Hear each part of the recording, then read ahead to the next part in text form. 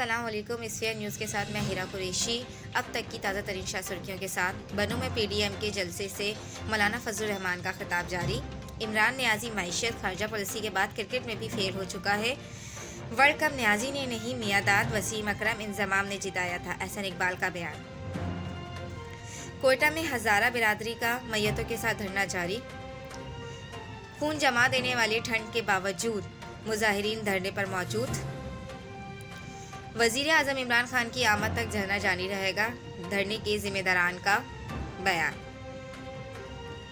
वज़ीर आज़म का कहना है मुजाहिरीन शहदा की जल्द तदफीन करें ताकि उनकी रूहों को आसूदगी मिल सके। वज़ीर आज़म ने मज़ीद कहा कि वो ताज़ियत और दुआ के लिए जल्द आएंगे। आपकी तकलीफ़ और मुतालबात से आगाह हूँ।